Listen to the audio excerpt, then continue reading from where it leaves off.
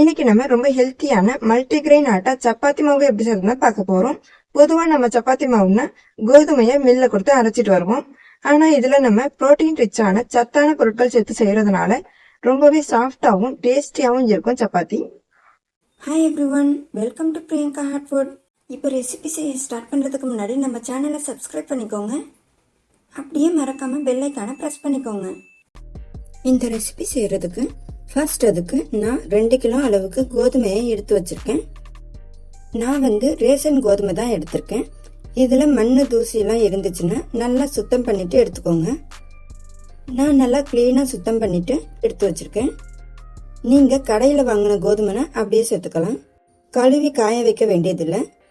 இப்போ மாவு அரைக்கிறதுக்கு தேவையான எல்லா பொருளையும் நம்ம கடாயில் சேர்த்து லைட்டாக ஹீட் பண்ணிக்க போகிறோம்.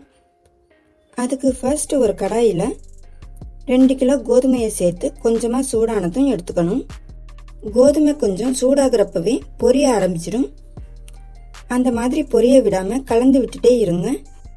லோ ஃப்ளேமில் வச்சு ஹீட் பண்ணிக்கோங்க. இப்போ கையில் எடுத்து பார்த்தா கொஞ்சம் மிதமான சூட்டில் இருக்கணும். பாருங்க, இந்த மாதிரி இருந்தால் கரெக்டாக இருக்கும். இப்போ இதை ஒரு அகலமான பாத்திரத்துக்கு மாற்றிட்டு ஆற வச்சுக்கோங்க. இப்போ ராகியை சேர்த்து வறுத்து எடுத்துக்கணும். இது 100 கிராம் அளவுக்கு இருக்கும். நம்ம வறுக்கிற எல்லா பொருளையும் லோ ஃப்ளேமில் தான் வறுக்கணும். இதை நம்ம நல்லா ஹீட் பண்ணலாம். கையில் எடுத்தால் நல்லா சூடாக இருக்கணும், அந்த அளவுக்கு வறுத்துக்கணும். அடுத்ததான் இப்போ நம்ம கம்பு சேர்த்து வறுத்துக்கலாம். இதுவும் 100 கிராம் அளவுக்கு எடுத்துக்கோங்க. ரொம்ப செவக்க வறுத்துடாமல் ஓரளவு சூடானதும் எடுத்துடலாம். நான் இந்த கப்பில் தான் பொருள்லாம் அளந்து எடுத்திருக்கேன். இந்த கப்பில் 100 கிராம்ங்கிறது 2 கப் சரியாக இருக்கும். நம்ம இதை வெயிலில் காய வச்சும் செய்யலாம், இன்னும் சுலபமாக இருக்கும்.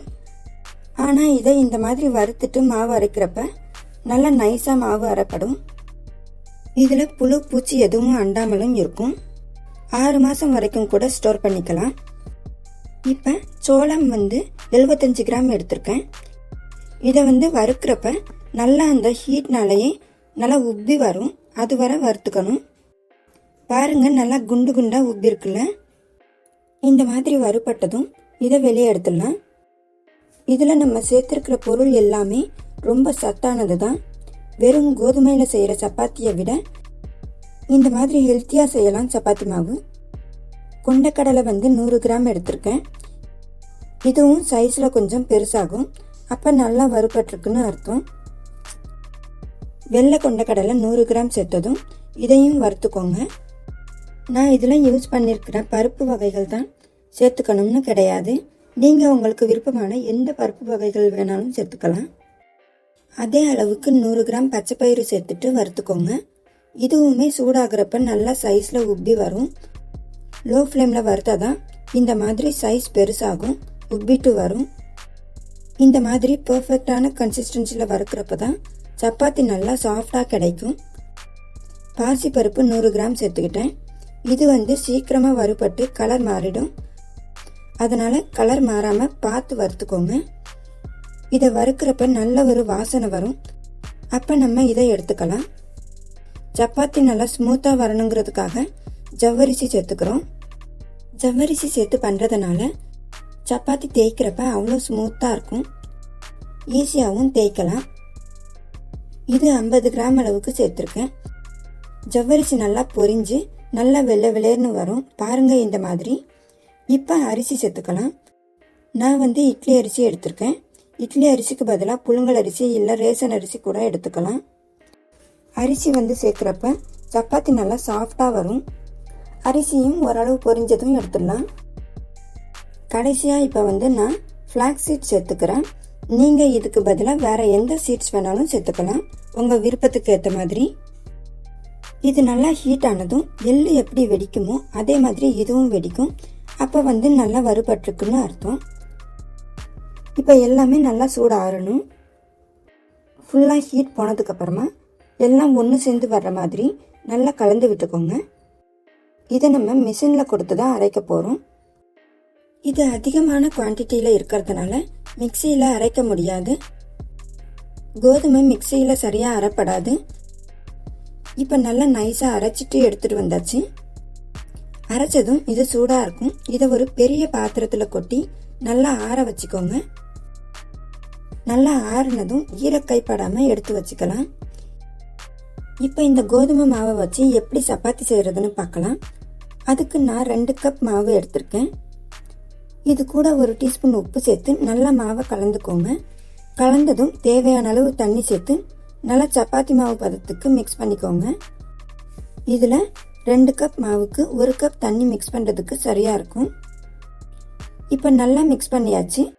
இந்த அளவுக்கு பக்குவத்துக்கு வந்ததுக்கப்புறமா நல்லா அழுத்தம் கொடுத்து சாஃப்டாக வர வரைக்கும் பிசையணும். இதில் நம்ம நிறைய பயிறு வகைகள் சேர்த்து செய்கிறதுனால நம்ம நார்மலாக செய்கிற சப்பாத்தியை விடவே இது ரொம்ப சாஃப்டாக இருக்கும். ஈஸியாக பிசைய வரும். இந்த அரைச்ச கோதுமை மாவை நம்ம சலிக்கணும்னு அவசியம் இல்லை. ஏன்னா இதை நம்ம சுத்தம் பண்ணிவிட்டு வறுத்து செஞ்சதுனால எந்த கப்பியும் இருக்காது. நல்லா சுத்தமான மாவாக தான் இருக்கும்.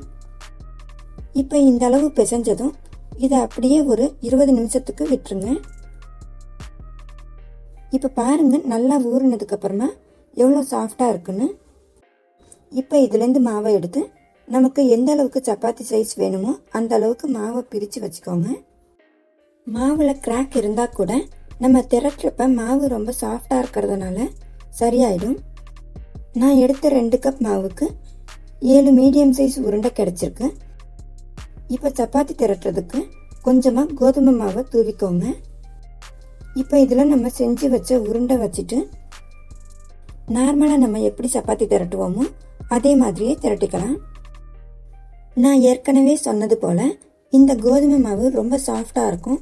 திரட்டுறதுக்கு தேவைப்பட்டால் வரமாவு இன்னும் கொஞ்சம் கூட தூவிக்கோங்க. இப்போ இந்த மாதிரி சப்பாத்தி திரட்டினதும் இதில் இருக்கிற எக்ஸ்ட்ரா வரமாவை இந்த மாதிரி ரிமூவ் பண்ணிக்கோங்க.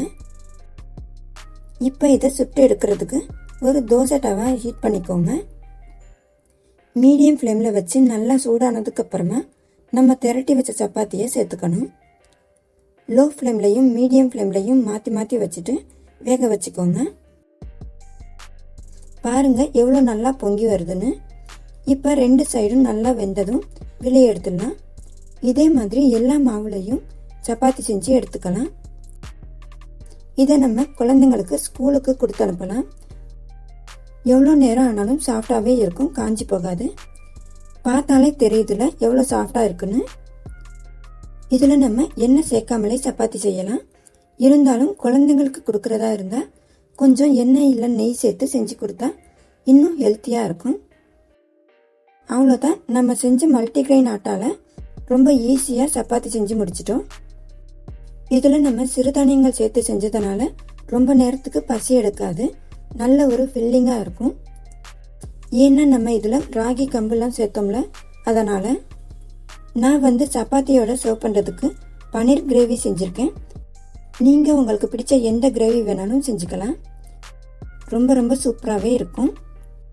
கண்டிப்பாக நீங்களும் இந்த மல்டிகிரெயின் ஆட்டா செஞ்சுட்டு சப்பாத்தி செஞ்சு பார்த்துட்டு எப்படி இருந்துச்சுன்னு மறக்காமல் கீழே கமெண்ட் பண்ணுங்கள். டேஸ்ட் எப்படி இருந்துச்சுன்னு சொல்லுங்கள். இந்த மல்டிகிரெயின் ஆட்டா உங்களுக்கு பிடிச்சிருந்தா இந்த வீடியோக்கு லைக் பண்ணுங்க. நம்ம சேனல் பிரியங்கா ஆட்டா சப்ஸ்கிரைப் பண்ணுங்க. தேங்க்யூ, பாய்.